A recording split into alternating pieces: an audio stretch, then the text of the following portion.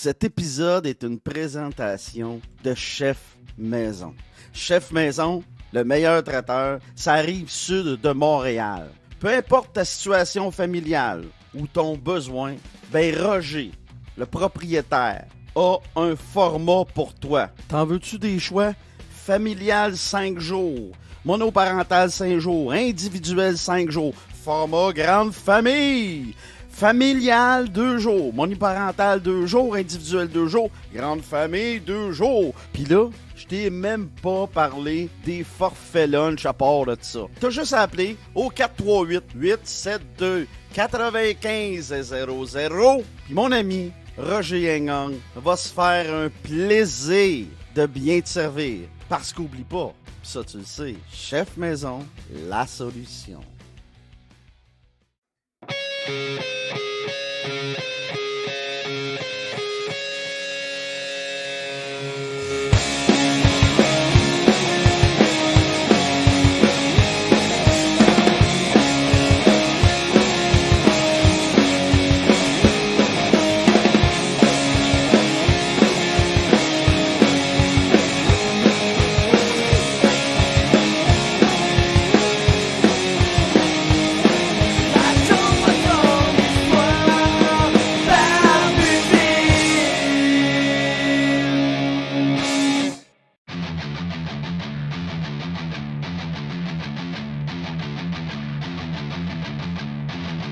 Barbu de ville!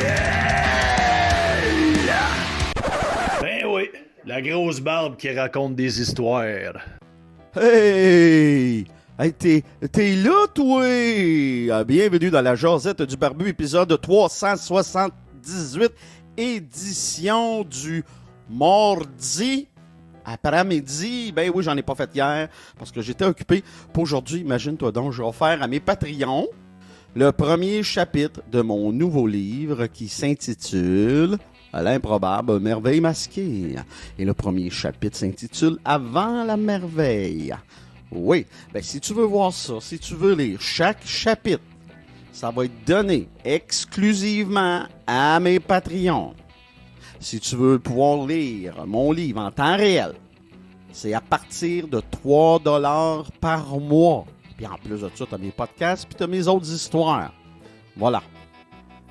Première chose et la plus importante et la chose la plus primordiale. As-tu fait ton lit à matin? As-tu fait ton lit comme David Goggin? As-tu fait ton lit comme Joe Rogan? As-tu fait ton lit comme Vitaly Klitschko? As-tu fait ton lit comme Jean-Yves Lavoie? As-tu fait ton lit comme Simon Chartrand? As-tu fait ton lit comme le Barbu de ville? Parce que tu sais, faire son lit, c'est la première réussite de sa journée. C'est une micro-réussite. Ben non, t'as pas été sur la planète Mars. T'as pas fait une opération à cœur ouvert. Mais le premier geste de ta journée est une réussite. C'est une micro-réussite. Voilà. Premier sujet, c'est une suggestion de reportage / documentaire sur YouTube. C'est gratuit, évidemment. Ça s'intitule The Day in the Life of the #1 barbecue in Texas. Tu veux pas manquer ça. T'es un foodie, tu veux voir ça. T'aimes les documentaires en général, tu veux voir ça. Ça parle de bouffe, mais c'est un bon documentaire en général, puis c'est super intéressant. On suit cette place à barbecue-là qui a gagné le premier prix dans un magazine très très réputé et célèbre au Texas. Ils ont gagné comme étant le meilleur barbecue au Texas, puis ce magazine-là sort une fois aux 5 ans, puis c'est prisé, puis c'est attendu, puis c'est eux autres qui ont gagné. Puis ils sont bien contents, puis on les voit évoluer à travers ça. C'est très intéressant. Voilà. J'ai bien aimé faire sa part, j'ai bien aimé. J'ai aimé la réalisation, j'ai aimé voir les gens évoluer. C'était très intéressant. C'est un documentaire / reportage qui dure une 30-40 minutes environ. Donc, ça s'écoute très bien. Donne-moi 2 secondes. Le magazine, ça s'intitule The 50 Best Barbecue Joints. Et le meilleur, ben, c'est celui du reportage dont je vous parle, qui s'appelle The Goodies. Puis là-dedans, il y a Franklin aussi qui est connu, qui est 7e. Donc, c'est très prisé. Va lire ça dans Google. Texas Monthly, The 50 Best Barbecue Joint. Tu vas adorer. Si jamais tu vas au Texas, ben c'est une chose à faire, ça. Visiter les barbecue joints. Voilà. C'était ma suggestion de podcast. Mon prochain sujet, je vais revenir sur l'UFC dans la fin de semaine, qui était Sandhagen contre Song. Je vais revenir là-dessus parce qu'il y a eu quelques combats mémorables.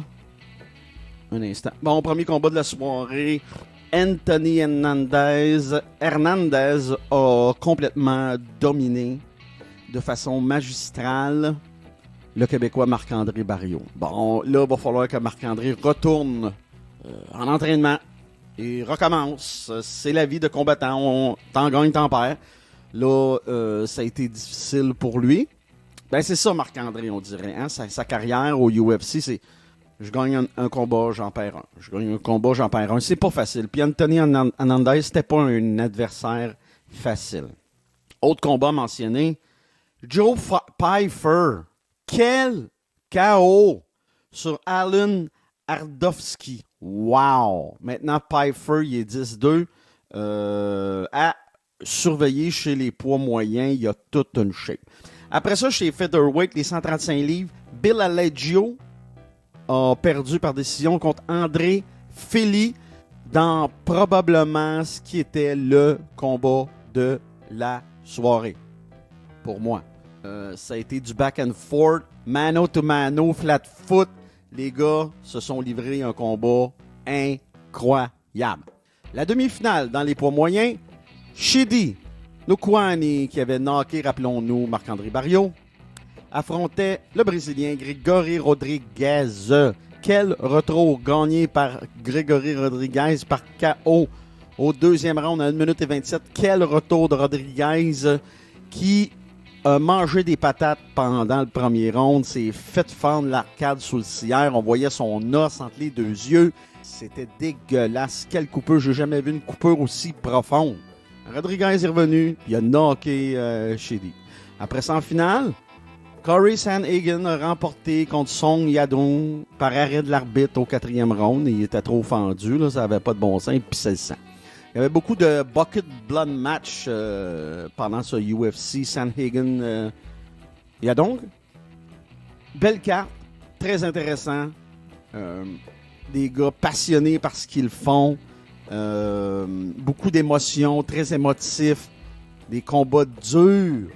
Belle carte. Bravo, c'était au centre Apex, on aime bien ça. C'est le fun devant les spectateurs, mais on est habitué maintenant devant les salles vides au Apex. Ben, il y a eu un peu de spectateurs, là, mais je veux dire, c'est pas comme dans un arena. Mais bref, j'ai beaucoup aimé mon UFC. C'était mon deuxième sujet.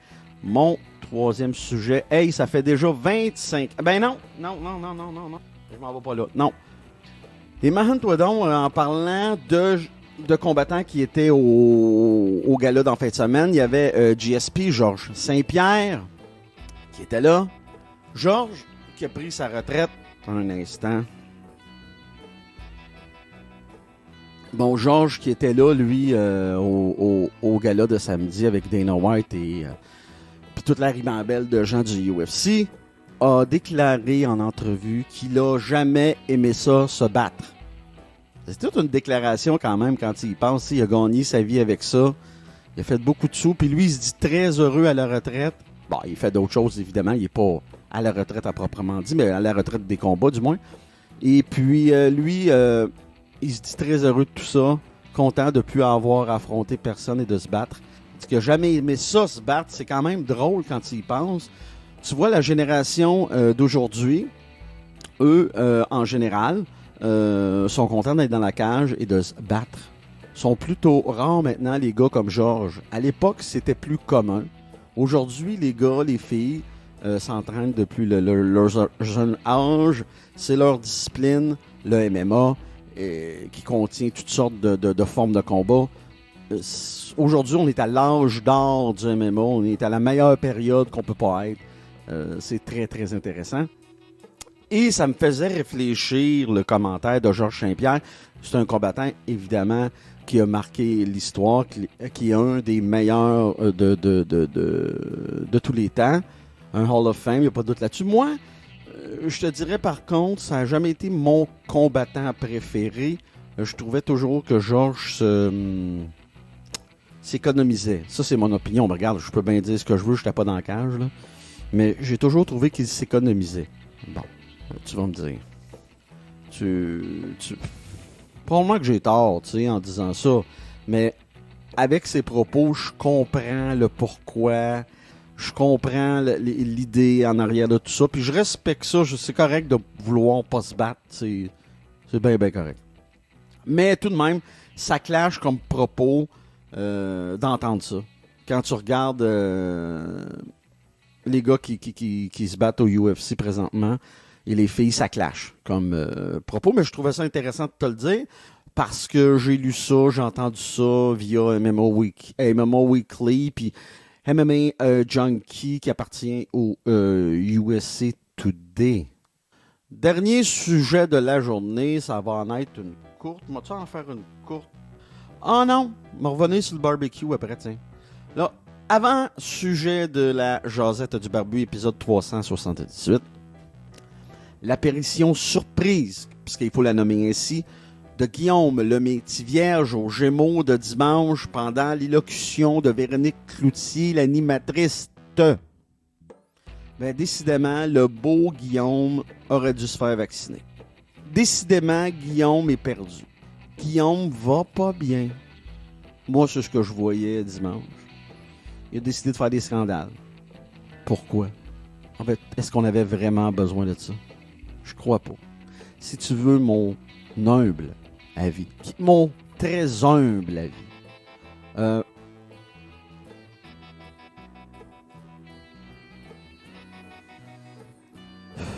ouais, c'est quand même spécial. Puis on se rappelle le scandale du non-vacciné. Puis là, on avait cassé du sucre sur Guillaume sans vraiment de bonnes raisons. Je comprends pas pourquoi Guillaume revient comme ça, à brûle pour point, comme un cheveu sur la soupe, puis il vient faire ça. Je comprends pas. C'est s'attirer de drôles de conséquences par la suite. C'est de faire les nouvelles pour les mauvaises raisons. Pourquoi Guillaume, au lieu de ça, fait pas ses petites affaires tranquille, il a pas abusé personne, il a pas, tu sais, je veux dire, la seule personne à qui il nuit, Guillaume, c'est à lui-même. C'est ça la vérité. Puis les gens, ils attendent juste ça. Tu sais, il y a des gens jaloux aussi. Guillaume a fait beaucoup d'argent dans sa vie, il a eu des gros contrats, des gros rôles. Souvenons-nous du Matou, entre autres. Puis c'est un gars qui a très bien réussi. Fait que c'est sûr qu'il y a des jaloux puis il y a des vautours autour. Je te dis pas il y a des vautours autour. Je te dis pas que Guillaume a raison, c'est pas vrai. Tu sais, pourquoi pas vouloir se faire vacciner? Humblement, je comprends pas. Mais c'est son choix. C'est simple, faut respecter ça. Moi, c'est comme ça que je le vois. Peut-être que j'ai tort. Je suis qui pour te dire que j'ai raison? Je sais pas, tu sais, moi je suis comme Jean Gabin. Moi. Je sais que je ne sais rien. Voilà. La vie, c'est un work in progress, puis moi j'ai compris, ça fait longtemps que je m'en prendre toute ma vie. T'sais. Dernier sujet, en parlant du barbecue, du reportage que je te dis enlevé de la jasette 378, ben là, j'ai le top 10 des barbecue joints devant moi. Et je te dis ça, au Texas, numéro 10, à Fort Worth, Panther City Barbecue, qui est tenu par deux Mexico-Américains, Ernest Morales et Chris Maglianes. C'est deux amis. Voilà, numéro 9. Number 9. Numéro 9. Number 9. Snows Barbecue à Lexington, ouvert en 2003. Les pitmasters sont Kerry Bexley, 54 ans, Clay Cowgill, 39 ans, puis Tootsie Tomates, 86 ans. D'ailleurs, Tootsie, on l'a vu dans le barbecue Chef Table sur Netflix. Numéro 8, Heavy's Mize Pit Barbecue, ouvert en 2015. Les pitmasters Emma Mendoza, 29 ans. Nathan Pierre, 40 ans. Ernest Robin, 37 ans. Joseph Rodriguez, 28 ans. Numéro 7. Oh! À Austin, Franklin, barbecue ouvert depuis 2009. Les Pitmasters, Jordan Jackson, 39 ans. Megan Nesland, 38 ans. Et Matthew Van Harden, 46 ans. Numéro 6.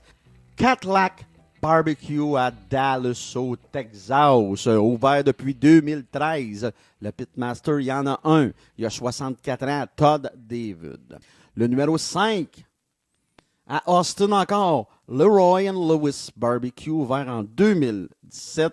Il y a un seul Pitmaster, Evan Leroy, 35 ans. Numéro 4, Burnt Bean Co., ouvert en 2020. Les Pitmasters, David Kirkland, 47 ans, et Ernest Cervante, 43 ans. Numéro 3, True Barbecue à Houston, ouvert en 2015. Les Pitmasters, Cersei Booker Jr., 27 ans, Leonard Botello IV, 32 ans, Antioco Carino, 34 ans, Reed Carson, 30 ans, Edward Montoya, 35 ans. Le numéro 2, roulement de tambour, Interstellar Barbecue, ouvert depuis 2019. Les Pitmasters, John Bate, 46 ans. Carlos Cruz, 43 ans. Warren McDonald, 53 ans. Et le grand gagnant, ben tu le connais, oui, à Fort Worth, Goldie's Barbecue, ouvert en 2020 seulement. Les Pitmasters, Lane Mile, 27 ans. Jalen Hurd, 27 ans. Nufon Intanuse, 26 ans. Johnny White, 26 ans. PJ Intanuse, 23 ans. Et ils sont nos grands gagnants. Ils sont à Fort Worth, au Texas, dans l'État du Texas, évidemment. C'est les numéros 1 de cette année. Ils ont ouvert en 2020. Ils s'appellent Goldie's Barbecue. Sur ce, ben, c'était la jasette du barbu 378. Oublie pas, malgré le temps frisquet, malgré le temps gris, la pluie, faut rester de bonne humeur. Puis il m'a dit comme un chum qui m'a appelé aujourd'hui, puis qui me dit que ça allait pas dans sa journée, qu'il y avait 4 défaites dans la journée, mais qu'au moins il avait fait son lit à matin. Il me disait, tu sais, quand la seule réussite de ta journée, c'est d'avoir fait ton lit, ben, au moins il a réussi ça. Fait que sur ce, lâche pas la patate, Jean-Yves. Et pour les autres, ben passez le meilleur mardi de votre vie. Ciao! Saint-Jérôme Harley Davidson. Pour voyager, pour s'habiller, pour partir sur un nowhere, pour rouler en toute liberté. Ta route commence chez Saint-Jérôme Harley Davidson.